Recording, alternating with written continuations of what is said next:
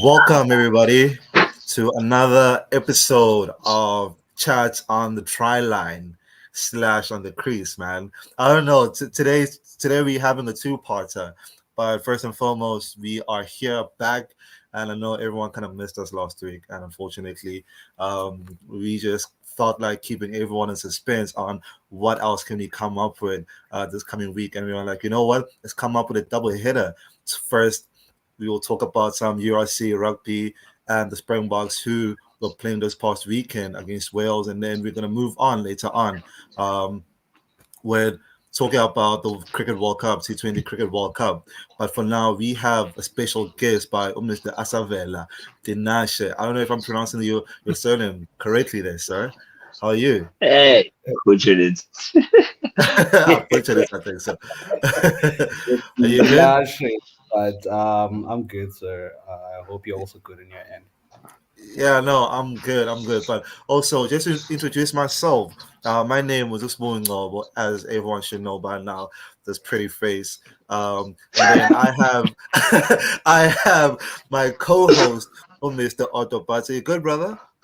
Nah, man, all good, all good. We're a bit Oh, excited about being here today because, hey, we missed out on it last week, but we're here, we're yeah, back. we're good. You know, It's good to be back. let's hope our network and ANC will be good to us this week. You know, elections are done, so we never know when it comes to load shedding, and also network here. Hey, Asmulala last time, bro. We're waiting on it, bro. We're just waiting on the lights to go out. Bro. Yeah, but just to kick it off, we're gonna head into some rugby. We saw some exceptional rugby these past few weeks. I mean, the last time we had a rugby chat, we had OJ with us where we spoke URC. That was before the Bulls were about to play in Leinster, and we saw what happened when they came to Loftus. And then this past weekend, we saw a cracker of a game where we witnessed one of the best games that can be played by Glasgow Warriors, coming back from a 13-0 down in halftime to winning it by 21 to 16, man. Mr. Asa, it's been very crazy in rugby, and we've seen the growth of your rugby, and not just in SA but the URC growing exceptionally in these past 3 seasons that we've had it, three that we've had it. What are your thoughts so far? I think it's been a very good competition Yeah. for SA franchises. I mean, for the past 3 seasons, it also shows Yeah, how good South Africa has been. Because if you're looking into the past 3 seasons and you're looking into the finals, semi-finals, you yeah, always mentioning a Blue Bulls or Stormers within those four games. So yeah, it also shows the amount of talent that we have in South Africa. And I mean, within those few years that you've been at GRC, you can see the amount of growth within the other countries as well, which are yeah. being see Mati. So from now, I think it's been a good competition for South African franchises, but not only South African franchises as well.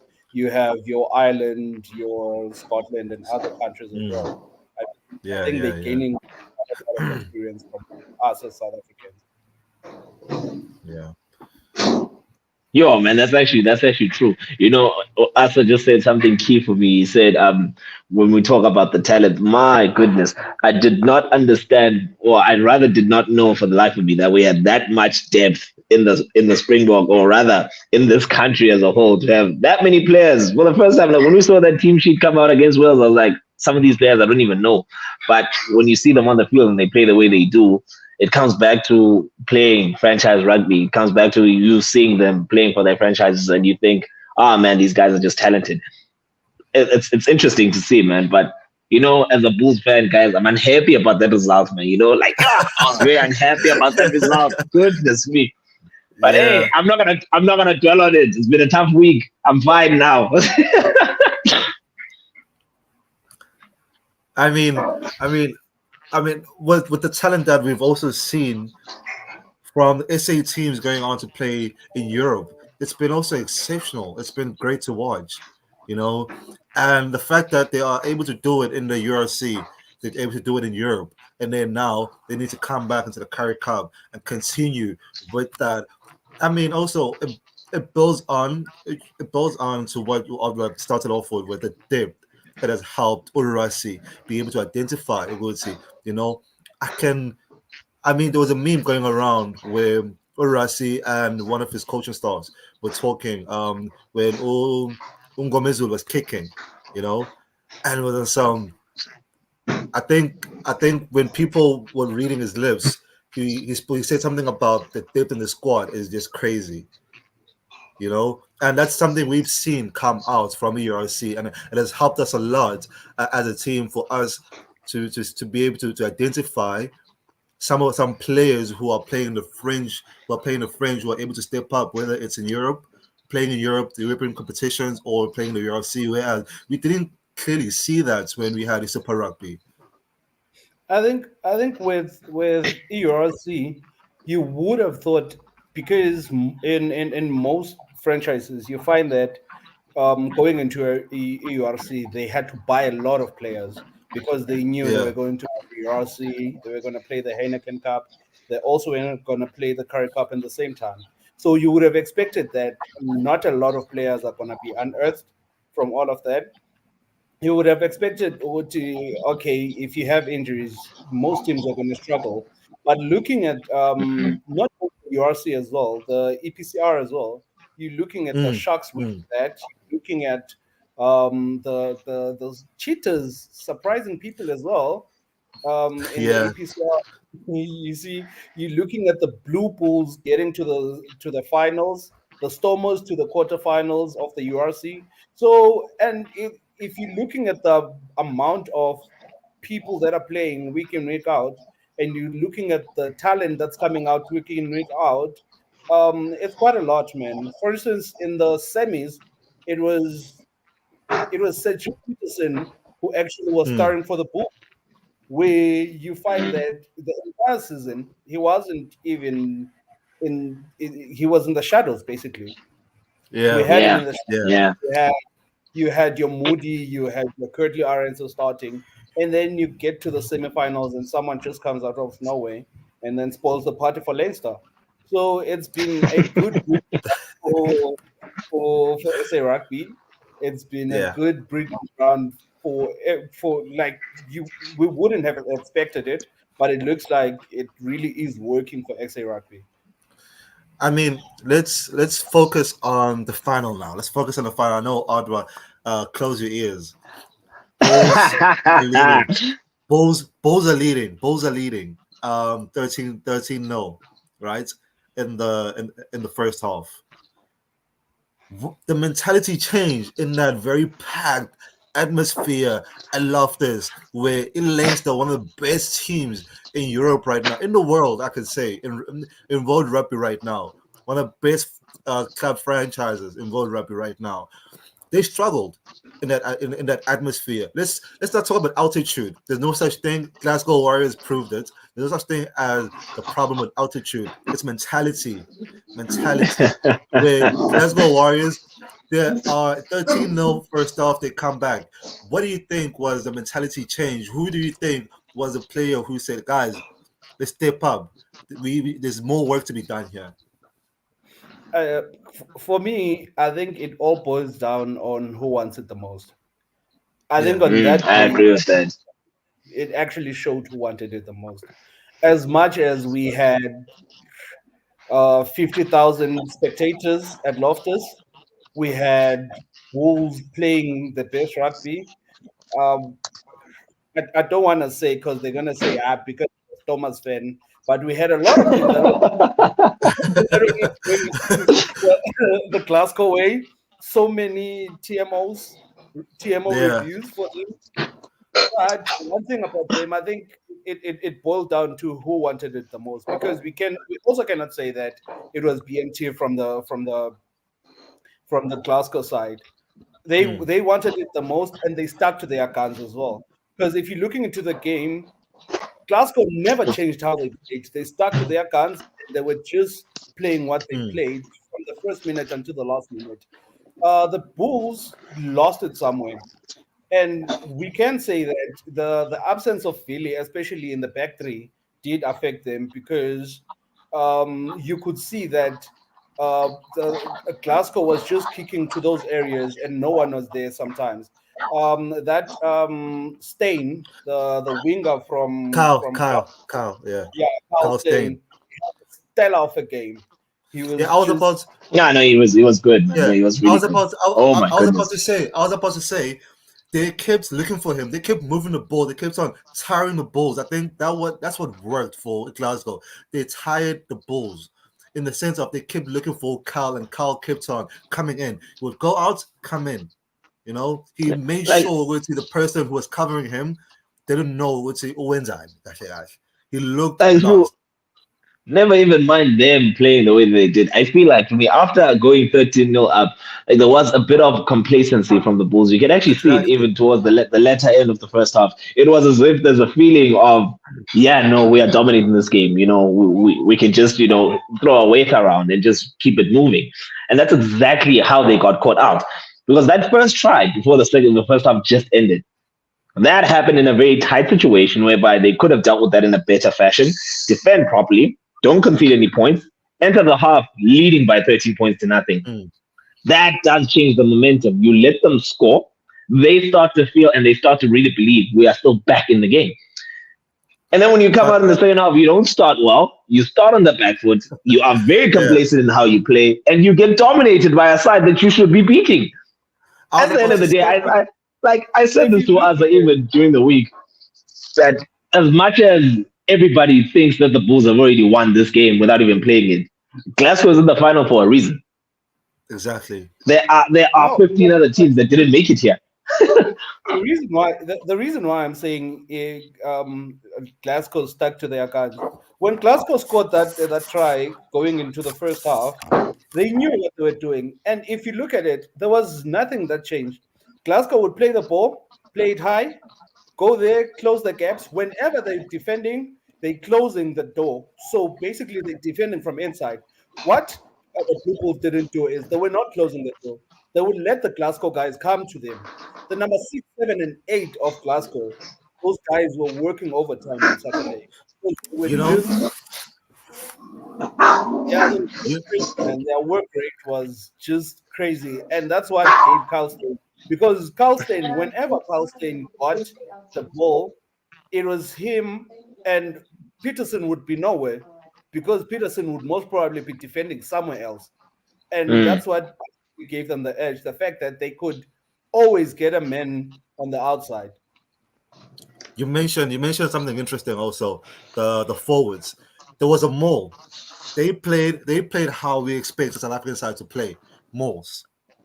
Dude, And they they scored got they they they dominated the Bulls, man. Yo, they they dominated the Bulls in those cases. Oh my they goodness. mold they mold the Bulls all the way to the try line, which is crazy when you think about a bull side, a traditional bull side who is known for their physicality, where the It's always been Stormers, like that yeah, where you'd associate the Stormers with flair. with running You associate rugby. the Stormers and flair. Yeah, and also we have a comment here.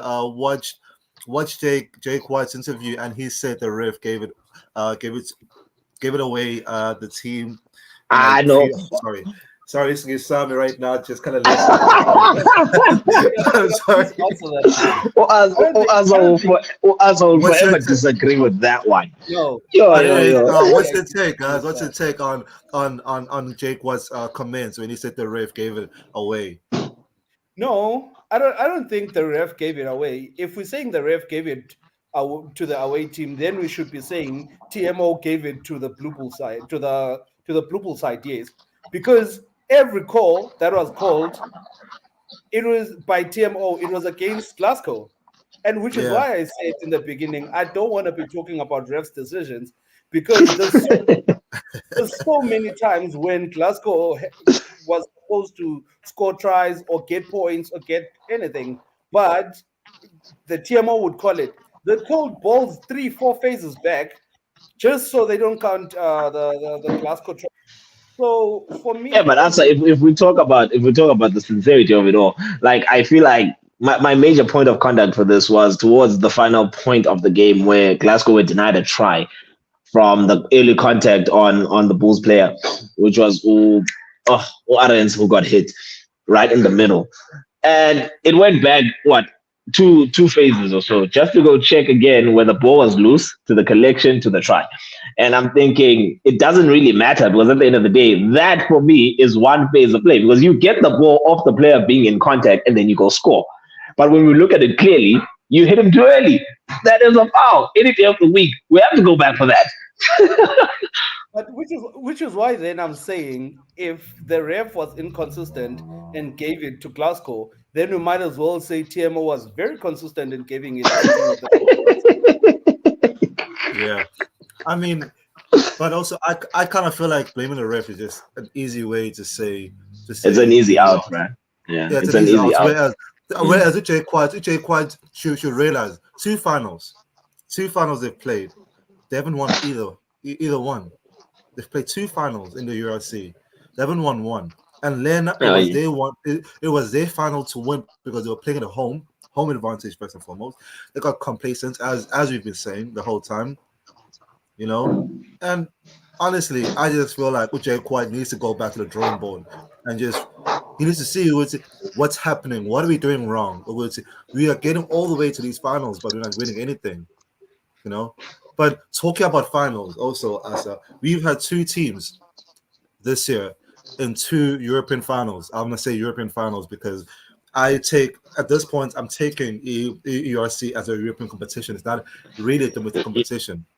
You better not count the shots in this.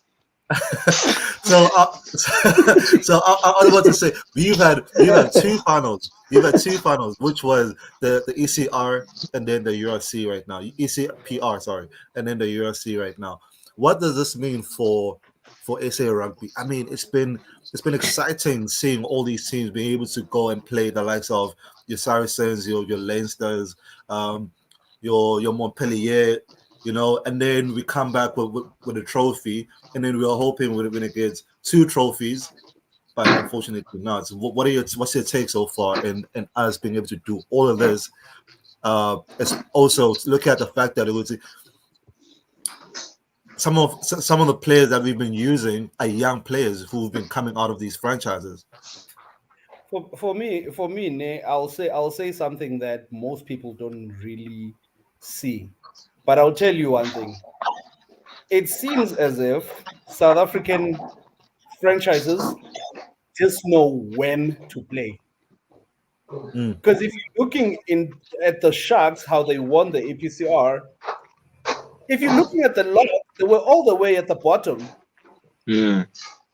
But they ended up winning the APCR. The Bulls as well, they were not that great. I can say the Stormers are better, but I don't want to say so. But the shade.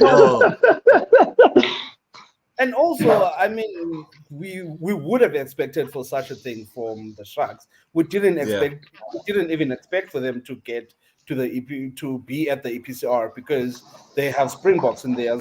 They literally our Leinster. They shouldn't be there. But I'm glad that the guys actually stepped up and showed that they don't deserve to be there. They actually deserve to be at the other one, the bigger leagues. So it's beautiful to watch. It's good that we get into these finals. It's good that we actually have home finals. And it's actually good for SA Rugby as well, man. It's showing that it doesn't matter where we're playing. We still are the best. So let's look at the development side.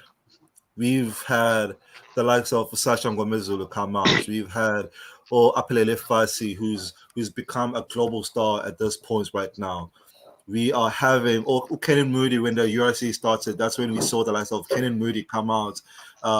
Him becoming a global star that he's becoming, that we are coming to see right now. Who else? Pepsi Buthelezi, in the way he performed in that final. When those guys went on to win it. I mean, when it comes to development of SA Rugby, we've seen players become potential stars to We now must we are include actually Fanele Nohamba on that list. Saleno Hamba, yo, bro, like Yo, Saleno, not only Saleno Hamba, Umasuku also, we seeing some depth in that 9 and 10 position for the Springboks, where we at this point we don't know who would be our best kicker. You know, at this point we don't know well, Omakazela Mampimpi, if he's not there, we know there are players who are in the fringe who are going to come in and fill in for Omakazela Mampimpi, of which we have seen when Mampimpi was injured. We had Colby slots in at left. We had currently at right. It's been crazy what we have seen. And what are your thoughts about the fact that the development side of SA Rugby is becoming one of the best actually in world rugby right now? I think it's not something new. We've always had those superstars growing up. Yeah, Craven Week side, basically from a Grand Coma side, your Craven Week side, yeah, yeah. going into your SA under 20s. We've always had those boys shining throughout those competitions and tournaments. So to get them now at the Springboks, it actually shows that there's something good that we're doing in actually retaining the talent rather than having them shine at under 18s and then never see them again.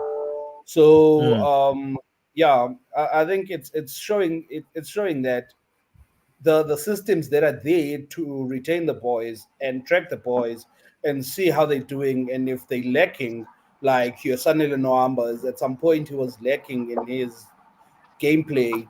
Where at what the should we cards, do? yeah, What should we do? How do we improve them? How do we get them back to where we think they're supposed to be? So I think it's a working system for them. I just hope it doesn't change. yeah, yeah. We have Sandman Sports here. Is the depth of South African rugby bigger now? To be honest, I feel like it's out there with the likes of New Zealand All Blacks and so SA development structures are up there head to head at I this point. disagree. So I think we might be a step better. Well, I'm looking even at the formations of the current squad that we have, the level of depth that's now there, and the Mm, apparent situations of having all these players gunning for a spot.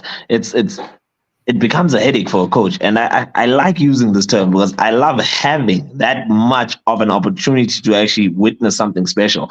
When you don't know who to select in a specific position because there's so many people who are talented in that spot, it gives me a great feeling because right now you can make a selection and support that by something that's probably even better than your original choice. So it just gives you a very dynamic, and it becomes a very. oh, no, they're gonna I'm, disagree I'm with just Smooth. seeing that comment there. I'm thinking, damn. But yeah, man, it's just something special. Now we all know how great a coach Rassi is, but to find those connections and to find a better stipulation, whereas there's a proper dynamic now between where you come from and your substitutes, and towards who do you select, who do you not select. That sort of changes the whole process, but it gives other people also the opportunity to actually represent their country. It's brilliant, man. We just have I mean, that much depth now, and it's very surprising too. And it makes me happy if I can see that South African rugby is growing at an I've exponential rate. I have a question for Asa here. Don't you think the Springboks are becoming what the All Blacks used to be? In a sense of the All Blacks used to be players inheriting a type of style of play, and then we move forward and we build onto it. Where in South Africa in the past, a new coach would come in, it's a new system, it's a new style of play. Where now, we are seeing a matter of progression. A new player would come, would start in perfectly in that system, and then he would progress it by basically he will implement a little stardust with their own style of play, with what also the coach is asking for, of which we've seen from the All Blacks during the like when Steve Hansen was there. When Steve Hansen was there, you could have Ulrich McCall go out. You'd have another player come in, slots in. It would have been as if like Ulrich McCall is still there, but it's a matter of which that player just you know sprinkle their own stardust in that system. I think it's I think that goes down to it boils down to actually retaining of Orasi. I think from now it's all Orasi, because Yeah. if we were to change the coach now, it would then mean that we're starting afresh. I think because we've had this crop of players for such a long time, and we're bringing one, two players at a time, which makes it even better to manage them. Because if you're coming into a setup of 22 players and there's only two of you, there's Yeah. nothing different that you can do. So yes, we are having that kind of New Zealand kind of success that we're having. We're still not beating teams 45 nils though, but yeah, it is. Talking about talking about coaches. Talking about coaches. We have a question here from Salmon Sports. For Asa, do you think the coaches like Uche Quads are good at grooming our up and coming players? uh, I think looking at the Blue Bulls in itself, you can say so in the sense that as much as Uche White, we've seen him buy all players for the Mm, longest time. Ever since he got your Gio Aplon, he got your Bismarck Duplessis, he got like your Wilcolo, your old players basically. But you're getting a new crop of players from all of that, because those players now have mentors. Those players have now have people to look up to. You're getting your Cameron Hanekom coming out of the Blue Bulls. You're mm, getting your Moody. You're getting your Arense. You're getting young talent. You're getting new talent. You're getting a lot of players, even though they do have old players within their setup as well. I think for me, it's a system of we're getting players that are gonna groom the next generation, and I like it when when it's actually giving results and showing results. But with mm. okay, this is what's been happening. Boys now that are fit for a Springbok because they're getting mentorship from former Springboks. They're getting mentorship from Vili Leroux. So it's always nice to see. Yeah. And now another question here from Sports Mastery. Just a quick one for us. Where do you leave the women's rugby in this? I think with the women's rugby, it's okay with women's rugby that's also grown, especially at the Blue Bulls. Funny enough, because with the Blue Bulls, they are the first team to actually contract these women. So now you're getting professional players at the Blue Bulls. You're getting quite a lot from them. That means it's going to be better for the Springboks as well. I would have loved to see them maybe have a URC of their own, because if you're looking now at the scores that the Blue Bulls are giving other teams, your Borders, your Boland, your Cheetahs, it's just unfair. Let them go and play Leinster. Let them go and play the Harlequins or something, because you can tell the professionalism now. There's a difference in the professionalism. We'd like to see your border. We'd like to see your Western Province try and adapt that style as well. Get those players Yeah. contracted. Have those. Try and get an equilibrium of teams playing against each other, teams who are actually competent. Because it's no use us watching a Blue Bulls go and play border and then come back with 60 points. They 60 beat points. Like exactly what EP 60 points. 100 this other time. It's not even fair. So I would love to see them grow as well. I love the progress made. Take nothing away from it. I love the progress that's been made, but let's try and get them maybe into the URC as well. Get them Yeah. something that where they're actually going to be competent. There's going to be competition for them as well. Yeah, Mm. just a quick one before we cue everyone else to come in for our cricket chats. What's your thoughts about the upcoming Casablanca series? Ireland coming to South Africa against the Mm. Springboks. I mean, everyone is building this up to the best in the world against the greats in the world. So we know who the best in the world are This because is they the moment keep I being guess called the the best in former the best. world. against the proper number ones, against the Ah, world champions. the best in the You world know, versus the former best. what are your thoughts about the incoming series? I think it's going to be an interesting one, especially the fact that it starts at Loftus. It Mm, starts with Ireland and SA, where you find that Ireland, basically Ireland, because Leinster literally had what 10 of the starting lineup of Ireland in their starting lineup, and they lost mm, so badly to the Blue Bulls. So now we're having the same team come back again, wearing a different jersey. They're coming to redeem themselves. They're coming to show that they've been saying they're the best in the world. We don't we They have don't been know. saying that. They've been saying they're the best in the world. So it's gonna be interesting for them to see how they actually bounce back from how it has happened with Leinster. Is there something gonna be different? Starting at Loftus, going into Durban. Do we see a 1-1 score? Do we see the Springboks actually showing us who's the best? So it should be interesting. I think it will be interesting mm. to watch. I think it's gonna be one of those games for the times. Also, Who's now we also have. Sorry. no? I was about to put your head on the block. Who's winning the series? Uh, Last one. I promise. Last one. Hey, Who's winning hey, the series? let's not be quick to even answer that. Let's not forget this also there's some bad blood there, gents. We lost to these people at the World Cup. It's gonna be a very interesting situation. Like I think I'm looking forward to I this think series. I think Springboks should take it. Yeah. I think the But Home Springboks. by field what? advantage. By what? 3-0 whitewash. 2-1. What? I think they're gonna win. They're gonna. It should be. I'm thinking 2-1. I think Yeah. they're I, gonna win I, the I first side with one. that. I also think 2-1. I think the Springboks are gonna win the first one, and Yeah. then it's gonna be. I maybe lose the second one, and then the third one they're A more gonna win. important one. Let's say, okay, sorry. A more important one before we have everyone come in. Mo, if you're listening, you guys can come in. Uh, who are you having as your kickers?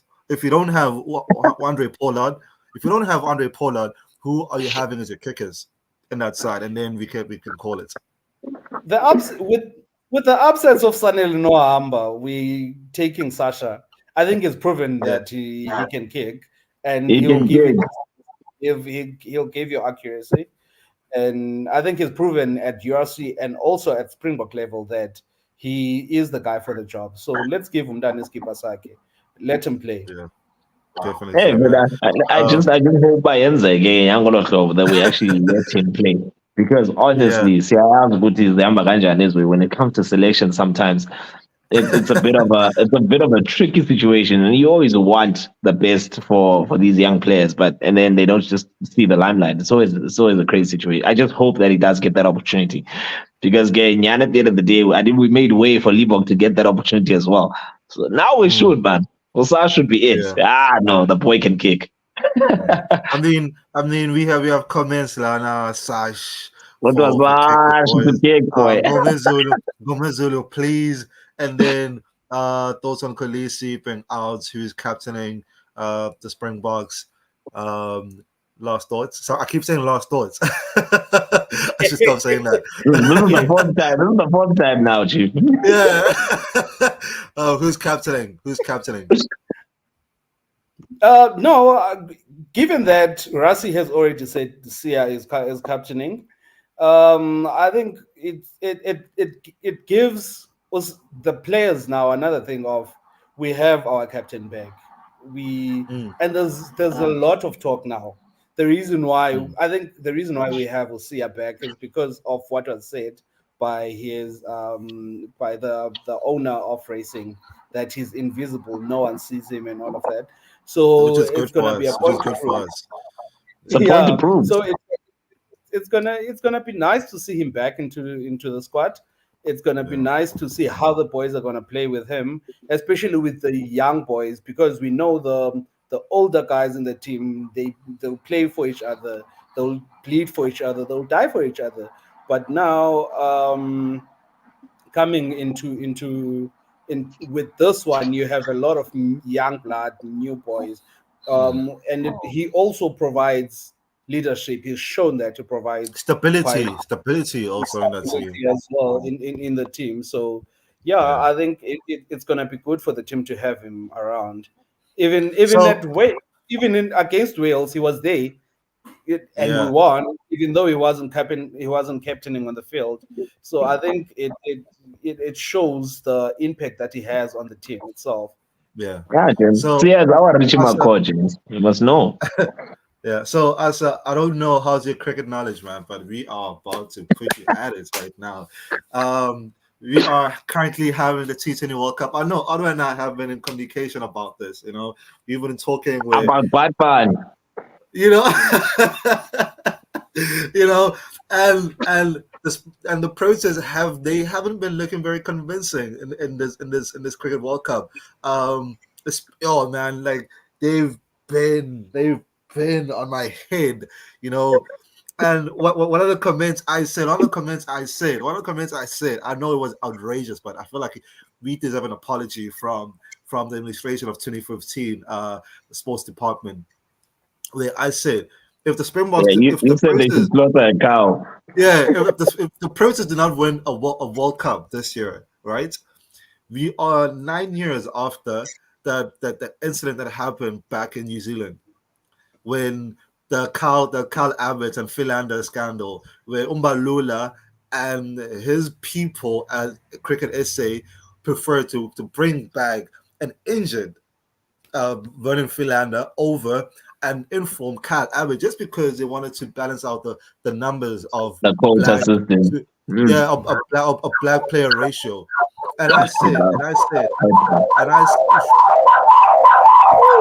Whoa, what's and that? sorry, it's Mo. And I said, Umbalula owes Carla Abbott and South Africa an apology, and they owe us a cow to slaughter, and we apologize. We certainly do apologize. Kunje will be seen. What are your thoughts? I know it was outrageous, but I feel Very political. I feel like Umbalula owes us an apology. He owes South Africa an apology. I, I think even Speechless. coming It's into coming into this, yeah, um, if we win the World Cup, yeah. he does owe us an apology. But also, if we win the World Cup, it opens the door now for black players not playing, because now there's no need for a quota system. If the black players, there's no need for them to actually win, and now it then it's gonna be, as much as it is political, in the same breath Retrospect. you can say that it was needed at that time for Umbalula to do what he did. So yes, he does owe us an apology, but I mean, we're here now. Let's just win this one and see Yeah, how it 9 years goes. later. Oh, 2015 was I, the year, gentlemen. 20, With 2015 was man, with one 2015 was I the year. That man, was the I year. cried. I was in that year. I was in grade 11, and I cried. I cried when we lost that one. I cried when we lost No, that semi-final against New Zealand. And like what Delstein said, he didn't watch that game until lockdown. I think I haven't watched that game ever since it happened. dude, I just see I've the watched the highlights. game plenty of I times. see I think, I see the I think highlights. I even, literally, yeah. I I see think the highlights even, and I just skip them. I skip them. I literally do skip them. I don't want to see this anymore. so why would you do that to yourself, bro? That was a good game. Like in all retrospect of the situation itself, I don't know how many times I've watched that game back. And I also believe, I think that year we're also unbeaten in the World Cup until that game. Mm, mm, mm. Because we had a rain out, I think, the game before the New Zealand semi-final. And it was always a tricky situation. You know, when it rains on a match day and we are playing, we are not winning that day. We are not winning Exactly. that day. Which is why I was so And we saw surprised that last year.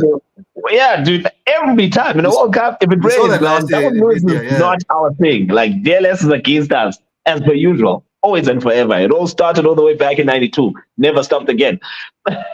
That's where we are. When it rains, we don't win. But you look it at the rains it pours. circumstance of Yeah, that match leading into that semi-final. We were gun side. We're a very disciplined team and we're a very good team. And the situation of it all was that we were 100 and something after 30 odd overs when De Villiers came on and rain came. And then we lost overs and we just maximized the potential of that. It was incredible. And I really felt we were in it. All the way through, we were in it. When we got McCallum's wicket in the seventh over and the score was 80 odd, we were in it. All the way until the end, we were always in it. And we just lost our way and we lost our fight somewhere in between the misfields and the crazier decisions to bowl who when. That's when we started losing the game. But I just hope we don't have a repeat of that. It's just always insane. Like tomorrow is a new day. But like I said, Smooth, 2 years ago, I went to bed telling myself I'm not gonna wake up for this. We're already in the semi-final, and I woke up to hashtag chokers everywhere because we lost to Netherlands, and I'm in virtually what was a playoff game for us because we win that game chasing 159. We're in the semi-final, and we did it. It's just stuff yeah, like that. yeah. So it's gonna be interesting to know. Asa, before we let you go, so here's a question here. So you're saying if we win the World Cup, there's a chance for transformation in cricket. To go out the Is that what window. you're saying? To go out the window. The chance for transformation is going to go out the window just like that. Is that what you're saying? I mean, if I win a World Cup without whoever I'm forced to have in my squad, why then have that person? I That's an then interesting have point, man. That's an interesting point. I don't really need that person. Yeah. Therefore, there is a chance for it to, according to me, there is a chance for it to go out the window. You know, the Yeah. one player that came into mind the minute Asa said those words that if I leave a player out, but I'm not gonna say who. Let's just move. Well, Asa, thank you very much for being part of our show. I know when it comes to the cricket, I just had to get your thoughts about it. But thank you very much for joining us today. I'll myself, Sandile is going to come in. Mo is here. We are going to continue with the conversation. Mo, Sandile, what's up, guys? You guys are good?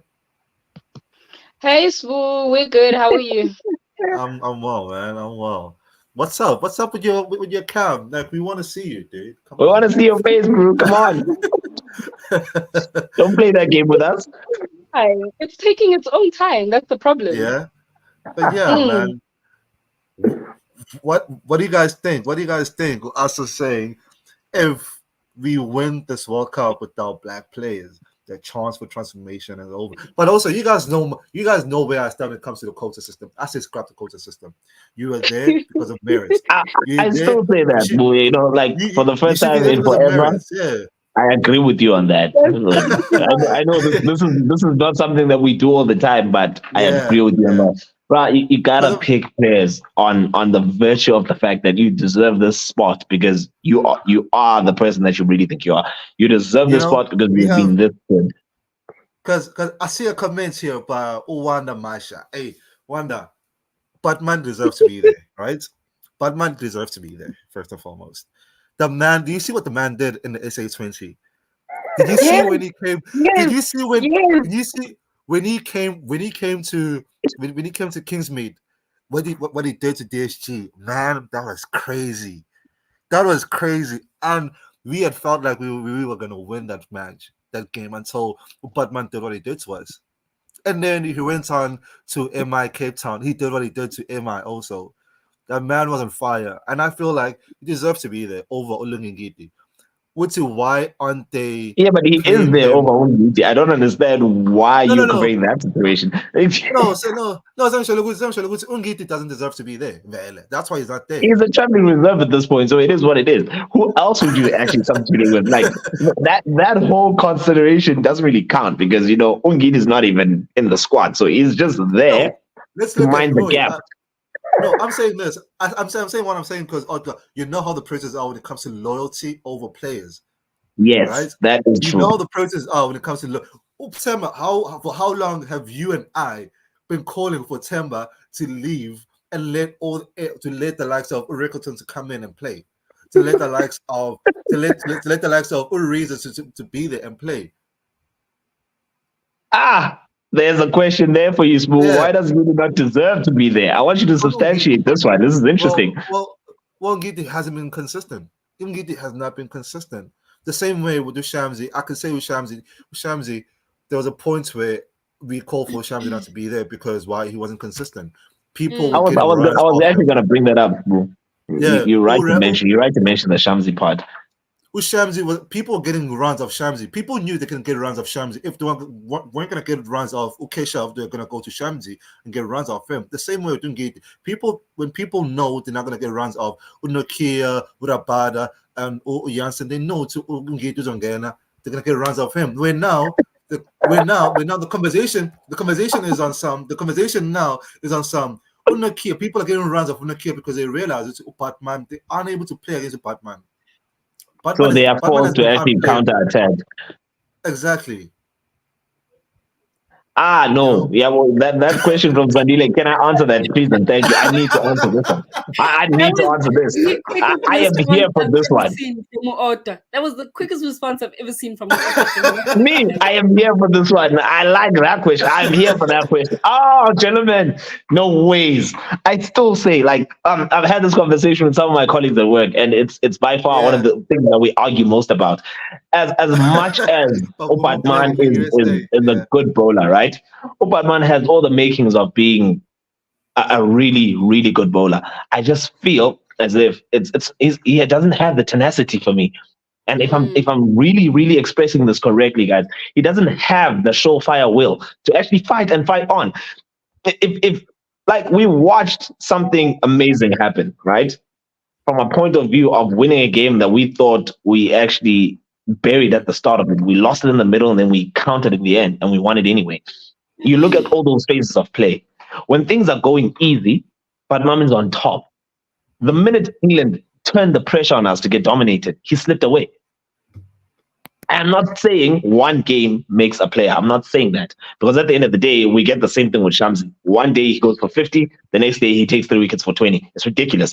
The inconsistencies are a lot for me in that spot. But I wouldn't say Batman is a death bowler. I would put him in the middle, strangle the phase, right? From the 10th over to the 15th over, strangle the phase of play so that you make sure that there's enough to actually dominate at the end because you need your star players, you need your top bowlers, you need your Nokia, your Rabada to come in and actually finish the game for you. Yes, Mo. I've got a bit of heat to bring in.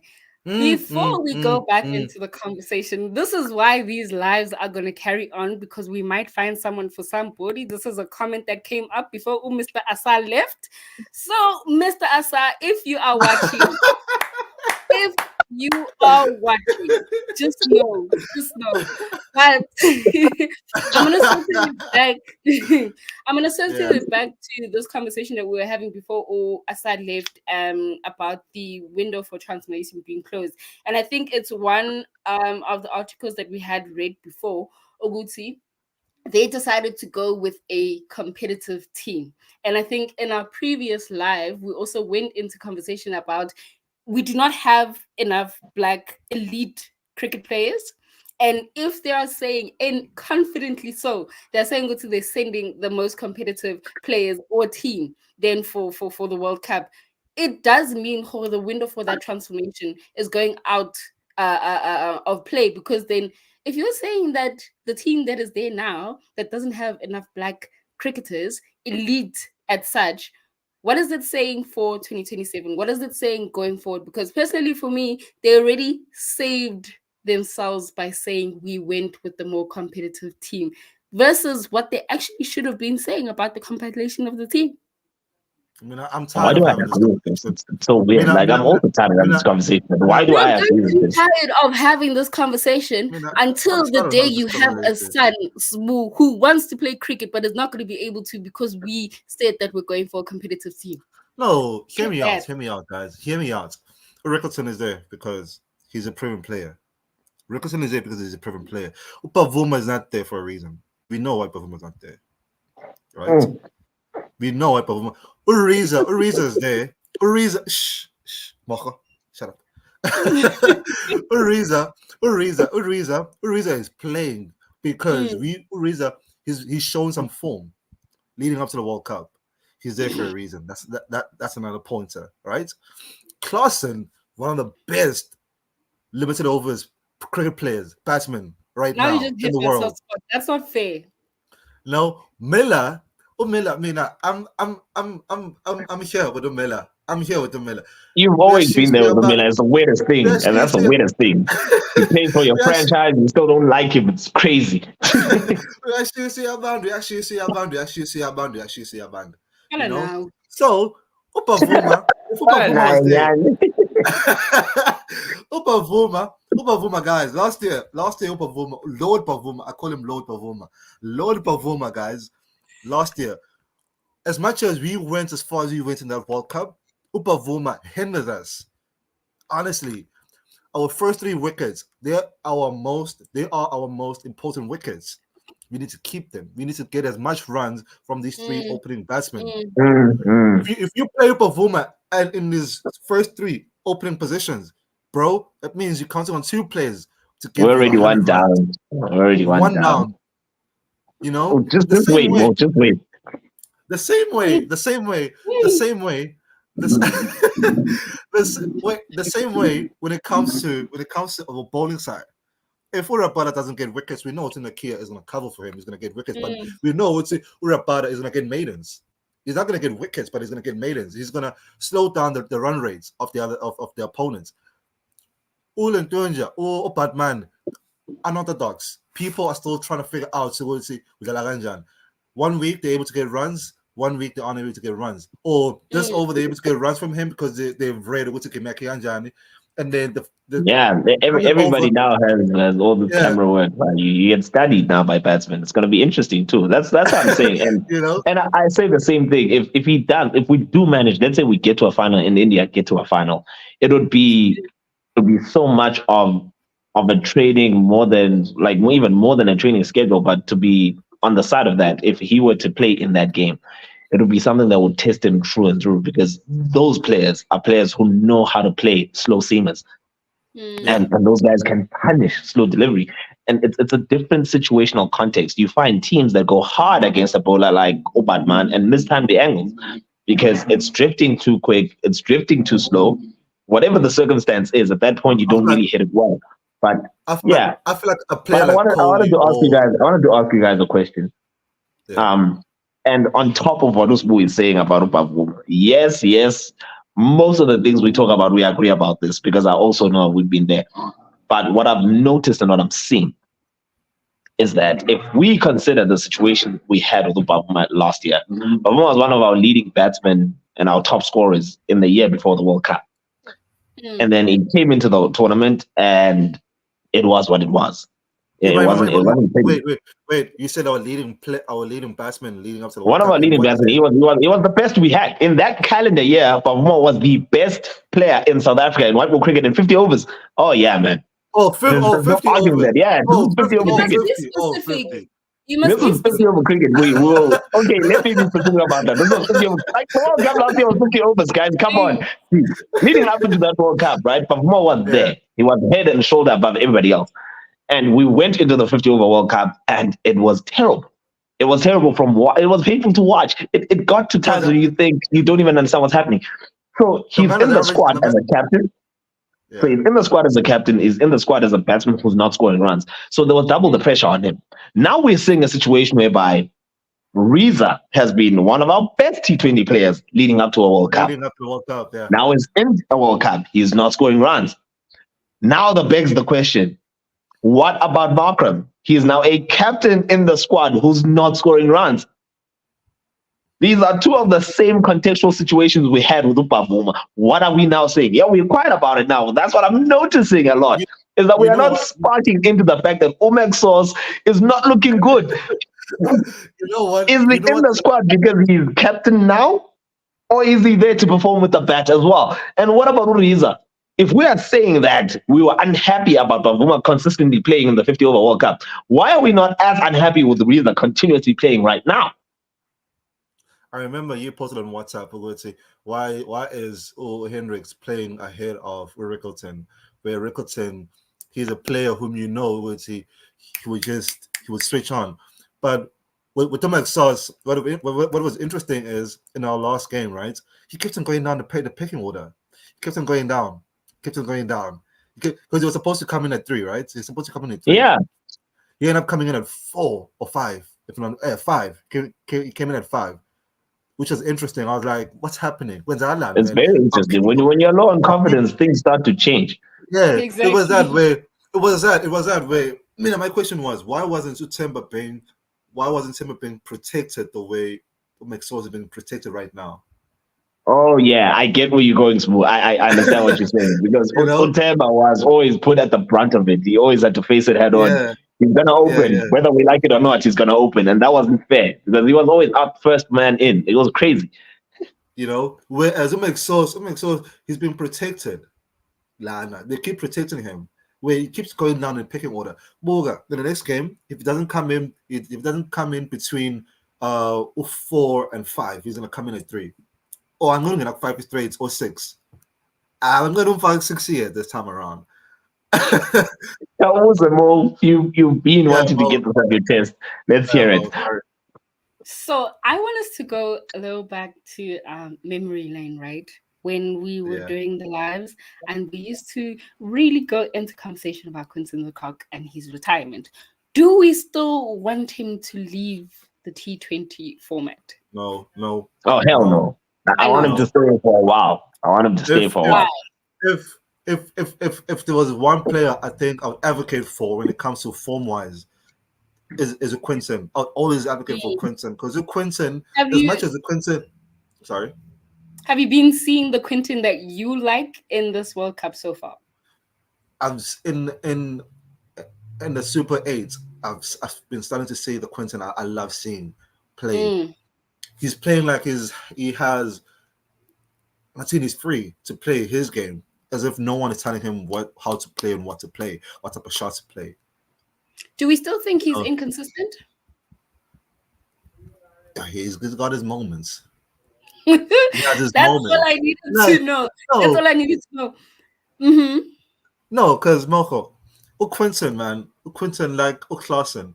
You know, Klaassen, I was never a big fan of Klaassen compared to where I am right now with Klaassen. Whereas Quinton, I've always been a big fan of Quinton because Quinton, on his day, Quinton, he can kill. Sorry for saying that. Quinton can kill anyone with bat in hand. And also, we need a stability with the gloves behind the wickets. As much as we have Klaassen, we have Stubbs, who can play with gloves. Quinton brings that stability with gloves, being behind the wickets. He's a player you can trust. I think there was a stat that came out. I think the most dismissals in the T20 World Cup, or I might be mistaken, but something about 100 dismissals in a T20. Yeah, that was it. It was in I think it's World Cup cricket, not just is it World Cup cricket? I think it's T20 cricket all around. International T20 cricket. Yeah, T20. He has the most dismissals as a wicketkeeper, yeah. So with the Queen, you're not just looking at his game with the bats only. You look at his game behind the wickets also. You can trust the Quinton. Yeah. Same way. I think most especially behind the wicket. The same way. He's very efficient behind the stand. Yeah, it's the same way with the backup for England. You can trust to go see England are gonna be stable enough with having backup being behind the wickets, which is why I say with the Quinton, we can say as only with the Quinton, you know. Before me, I could dip after that World Cup when it was playing in India. When was this? 3 years ago, if I'm not mistaken, guys, or 2 years ago. Yeah, when everyone was talking about him. Oh, it was 2021 actually. Sorry, 2021. Taking the knee. Then the whole talk was going about taking the knee. Was that not 2022? 2022. I think I remember that. I remember that not taking a knee on the field. Yeah, it was supposed to be played in 2021, but played in 2022. Yes. Yeah. Before me, I could dipped then, but gradually came back. You know, I think also that's when he also took the decision to take a step away from international cricket because of he said family. I mean, I'll say it's money. Domestic when you play competition competitions like the Caribbean, when you go to the IPL, when you go to the Big Bash, to the hundreds, you might need laptop. It's nearly but compared to if you're gonna play for international and you're traveling for 9 months in a year, you don't see your family. It is gone, man. You just gone. You playing cricket in other countries, and it's fantastic. Yeah, I'm gonna bring in just one more heated thing. Going back to a conversation we had about Ubavuma, Uwanda Masha says Utemba is a mini cricket specialist, but we're gonna leave it there. We're gonna leave it there because I don't see that. Wait. Question. Guy likes Bavuma. Was that pun intended or pun not intended? You will understand. We'll see when you answer. We'll leave it there, right? But I think what I also wanted to throw in, given South Africa has not lost any of the matches that they've been in, fortunately, Protea Fire is going on. I think they're getting a good response from SA as well. But I think the burning question is, with the way that we are and how we're playing in our form, do we see ourselves in the finals? That's one question. I do. I have faith that we can do it because are we then going to be in the finals and break the streak of not winning? No. We've never been in a final before, so we don't know. We've never been in a final, Mo. Yeah. We've never been in a final, Mo. So there's no streak yet. The streak is tomorrow. No, that's the streak. The streak is the semi. We haven't won before. We haven't been in the final, but are we going to break that streak? Yes or no? The streak is the semi. If we get past it tomorrow, it's a whole different possibility now. Because we've never been in the final. This rule says no, we're not bringing the trophy home. Or does 50-50? I say it depends on the opposition. If we get England, we are winning. If they must do us a solid and beat India. They must do us a solid and beat it. If we get England, we win. And I even said this today. I said, as much as Kohli hasn't had a great we can only make the final with Batman. Much I was going in today. I've been saying this today, even I also said it today, and I said, as much as Rohit Sharma is currently the danger man, you look at that lineup, will they bat all the way to 8? And as much as Virat Kohli has had a shitty tournament, that guy against South Africa is a beast. Not just us. Against us, the national cricket, oh my goodness. There's no batsman that plays us that well. And that guy beats us one man shy. It's always a very crazy situation. That's why I play A1. When we play India, that's why I play A1. And we might be in a position to play India in the final. We get Rohit early. We rack up wickets in the power play 2-3, and Kohli just steers everything away. It might be something like that. It will feel like a story out of a book somewhere, but it's going to be intense. We get England in the final, we are champions. I do believe that. I feel we have a chance even against India, but it's a steeper opportunity, But first and foremost, we need to focus on tomorrow morning. Those boys better show up. I wanted to say, for Afghanistan, no matter what sort of name they channel in themselves to be dropping the way they drop. They can't beat us, man. They can't beat us. They can't beat us. We can't be beat. What? Afghanistan in a final before us. What is that? Afghanistan, they're there for the taking. They can drop as flies. I don't care how many players. Look at Morgan's faces injuries. I'm just here to be spicy tonight, guys. My face will just say it all. But if I agree with what Otto says, if we come up against England, we can win the World Cup. We have a better chance. We have a 75% chance of winning the World Cup against England than we do against India. Against India, because in India, those guys, again, Otto said this. Kohli on his own, he can be the danger man. He beats us. That guy. You can have him only on the crease, running alone between the crease. What was the year? 2019. We batted first. We made 168. We had them 38 for 4. and he made 84 runs, not out. He beat us single-handedly. The fuck, bro? I was so mad. Like, what is that? Oh, I was so mad at that. Single-handedly got his team over the line. It was insane. And also, you look at the last series we had in India, what he did, what he did alone. I think he was man of the series. Vika against South Africa is a totally different player, and I always say this: like that for me, that's the wicket. And we get him early. We try and pinch Rohit Sharma. It's a different ball game altogether. But that is the key for me. As much as he's not had a great tournament against South Africa, it can go either way. But you know it's a major problem here, Odwa, as our batsmen. Are they going to be able to put up more than 160 runs? Those guys need to step up, man. And that whole starts tomorrow morning. It starts in a few hours. It starts now, actually. They need to show up. I don't think we have had we've put up more than 170 runs when we've been batting first in this World Cup. Actually, we have. We put up 190 once. We've been lucky enough. We put up 190 against an associate, bro. Like that was insane. But also we've been lucky enough to have Urabada come into form right now. Did you see that tweet by Delstein? I was about to get there. If Rabada gives a shit, we win. Yeah. I used to believe it used to be the same with Delstein. It was exactly the same with Dale. If he shows up, we win. It didn't even matter what the other guys are doing. If he shows up in the game, we win.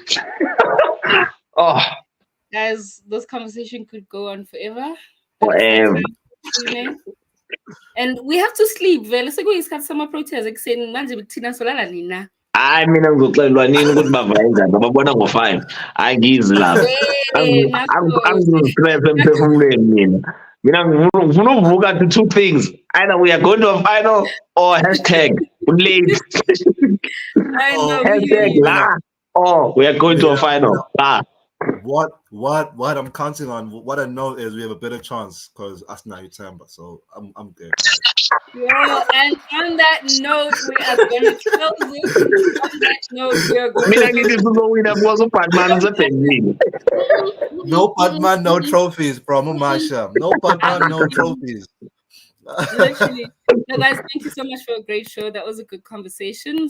Again, Asa, who joined us this evening. I actually gave us some good cricket drops there, so maybe we can have. Hey, that was interesting. Yeah, that was interesting. Really interesting. Actually, you know what? I'd love for us to invite Masha on one of our chats, guys, and just Masha, drop us a text. We want you here.